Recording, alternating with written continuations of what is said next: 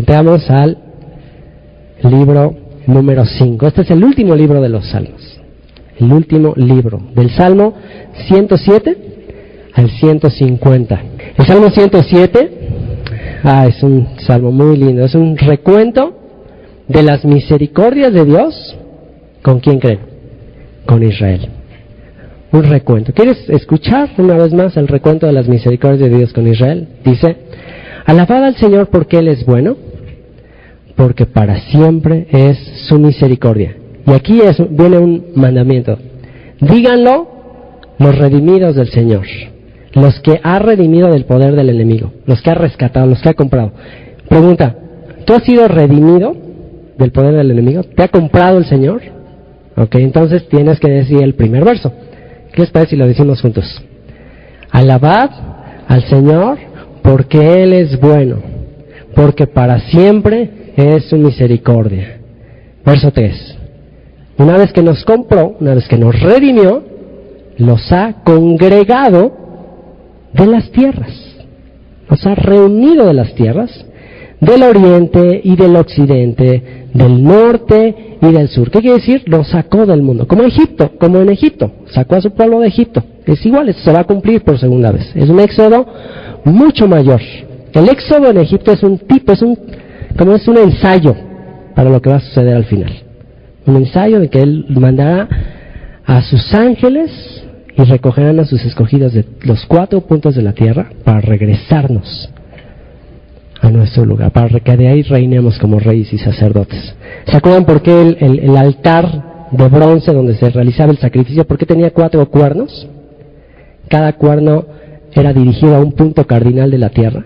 ¿Qué significa eso? Que el sacrificio tenía eficiencia y efecto para el perdón de los pecados del mundo entero, del norte, del sur, del oriente y del occidente.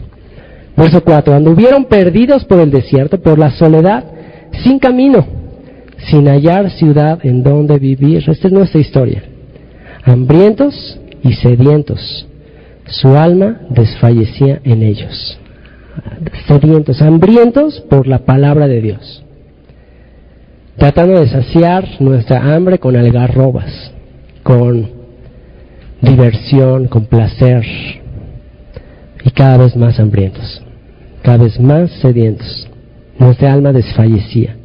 Entonces clamaron al Señor en su angustia y los libró de sus aflicciones.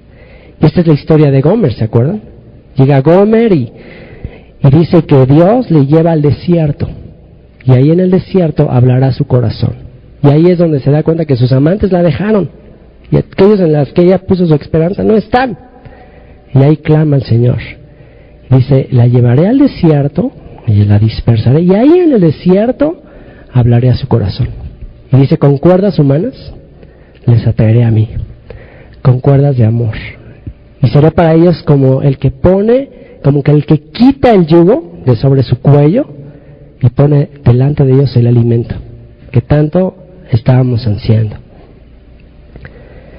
Entonces clamaron al Señor en su angustia y los libró de sus aflicciones, los dirigió por camino derecho para que viniesen a ciudad habitable.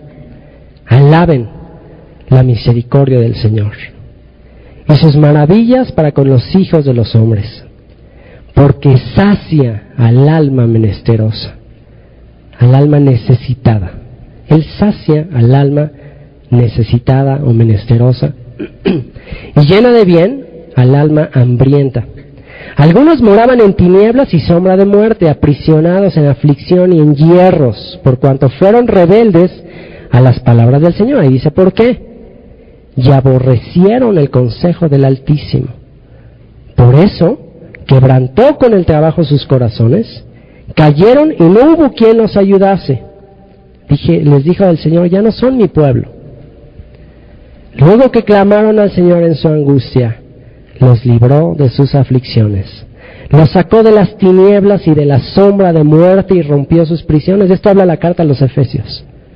Estábamos en tinieblas, en pecado, siguiendo la corriente de este mundo, siendo por naturaleza hijos de ira, lo mismo que los demás.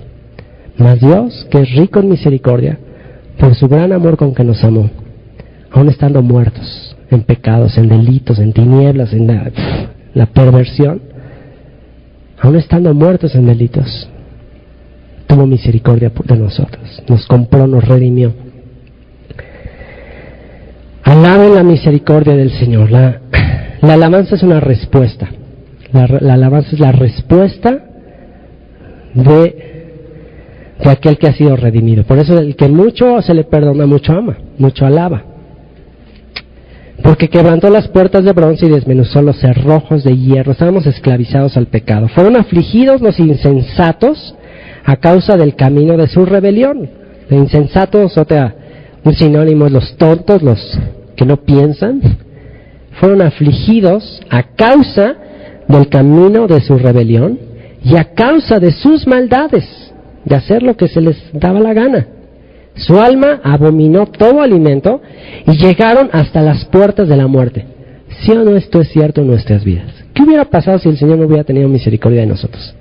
¿Cuántas decisiones tomamos que nos llevaban a estar en las puertas de la muerte? ¿Cuántas tonterías hicimos? Pero clamaron al Señor en su angustia y los libró de sus aflicciones. Envió su palabra, y aquí dice cómo nos sanó. Envió su palabra y los sanó.